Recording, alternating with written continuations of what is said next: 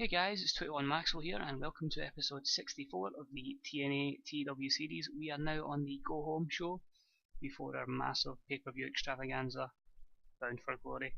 We're having this show from the Hearns Centre in the Midwest region, which is in Columbia, Missouri. And we're just hoping to sign everything off before this pay-per-view, have an awesome show and just have the best pay-per-view possible. So hopefully we get a good crowd, hopefully we get a good rating. Let's crack on with the show, folks. And there's 10,118 people at the centre tonight, at the Hearns Centre. And they start off with a opening match which is just showcasing Ricochet's talents. In a match that had some good action and average heat. Ricochet defeated Rhett Titus in 11:26 by pinfall with the Chocolate Rain. A solid 71C+ there. No worker improvements. And I promise after this event we will get rid of Molina as his manager, but a good start, and that puts him a bit of momentum before the pay-per-view. Austin Aries came out to the podium for an interview. He states that he is now making it his mission to make Bobby Lashley's life a living hell. Bobby Lashley, you're going to get hurt, son. He was already hurt, he got knocked down last week. He's just bragging about it. The storyline continues. Aries was loving going off script, and he got a solid 79 B rating from the greatest man ever lived. In a match that featured great action and average heat, EC3 defeated Samoa Joe in 9:57 by disqualification. During the match we also had Hawkins run in and attack Samoa Joe. That should have been Hawkins coming in and attacking EC3. My mistake there. 66C+, good chemistry between them. It basically continues the feud between Hawkins and EC3, giving him the victory but still making Joe look quite strong. Samoa Joe is improving his performance skills, and as a consequence of that, Stone Cold Steve Austin then books a match between CM Punk and Hawkins for later on, and Austin gets me an 82B rated segment there. That's already booked in. Then Jacob Goodnight is shown backstage having a conversation with someone off screen. As the camera pans back, it is revealed he was actually talking to himself. Aren't they hearing voices? So Kane, Jacob Goodnight is going a little bit mental backstage. And that got him a 72B-, because that kind of is his character, a little bit nuts. Amazing Kong then bursts into Steve Austin's office and tells him exactly what she thinks of him. An 82B segment here. Awesome Kong performed poorly. It's just basically her getting in there and saying, oh, I'm frustrated, why is there no knockouts match at Bound for Glory, why is nothing being announced? And Austin's going to look at this and think, right, if that's what she's going to do to me, I'm going to make her life hell. So stay tuned for what we have planned for the knockouts at the pay-per-view. In a match that had some good action and average heat, Jacob Goodnight defeated Mr. Anderson in 9:06 with a choke slam from hell.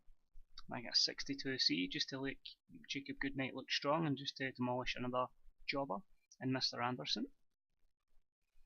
Steve Austin then comes out and books another match, and it's going to be Rob Van Dam versus Jacob Goodnight at the pay-per-view, and that's a 71C. So Austin is basically just all of these segments just to get as many high ratings as possible. CM Punk is then in the ring talking about how good he is pre-match, before his Hawkins match, and I got a 92A from the best in the world. Solid from Punk.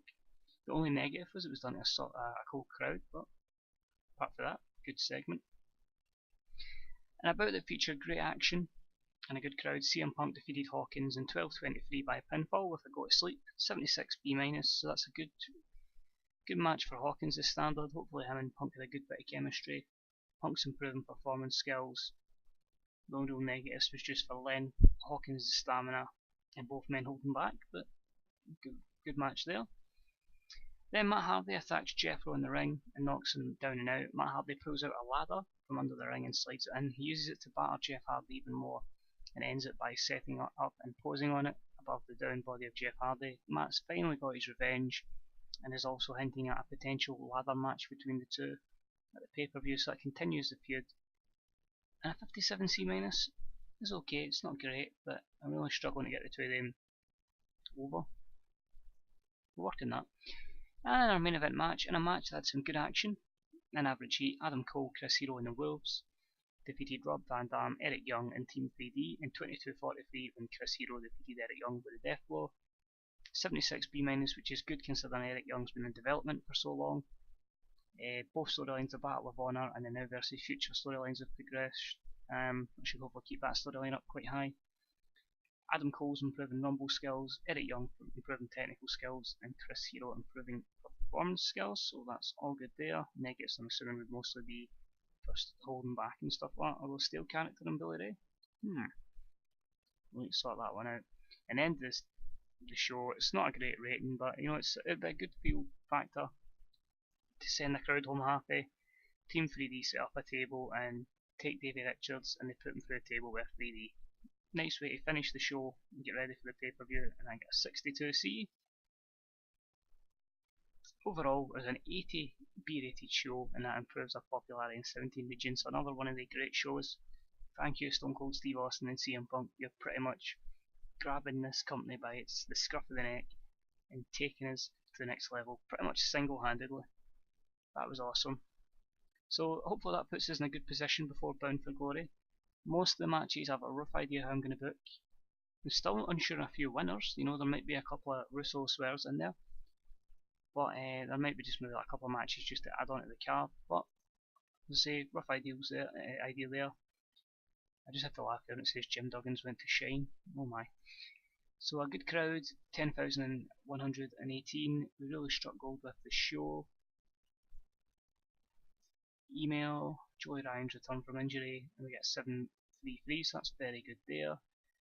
Quickly check my decision, it's just an instant to Matt Hardy. Matt Hardy has been identified as a soft drug user by TNA with a testing policy. I'll just give him a fatherly approach because it's just before the pay-per-view. I kind of do what WWE done and take Jeff Hardy out of the match like done with Money in the Bank. I need to keep Matt for this big match. So that's done. Size, yep, mid-south up to 64, so a couple of 64s, so close to national. Get 3 that are over, which is tri-state, sorry, 4 that are over, tri-state, southwest, New England, southeast, so it's getting these 2 over. Mid-Atlantic, mid-south, and just getting that midwest and northwest. I'm going to probably put the pay-per-view in the tri-state. No, it's not looking for spillover, the tri-state is just New England, mid-Atlantic, in the Great Lakes. Because it'll probably get us the biggest crowd, I would think, so I'll go with that. And try and draw us a lot of money, because financially we need the ticket sales to do really well, we need good pay-per-view revenue and money to lower the worker costs. I'm as big as they've previously been. It's not interesting. So see, hopefully you guys are looking forward to Bound for Glory 11. Let's hope it was far better than TNA's Bound for Glory that they've just recently had. And hopefully, you know, we can give you the best show possible, guys. Hopefully you're looking to see some of these feuds continue on after the pay-per-view, some will end. And let's see what happens. So thank you for tuning in, guys.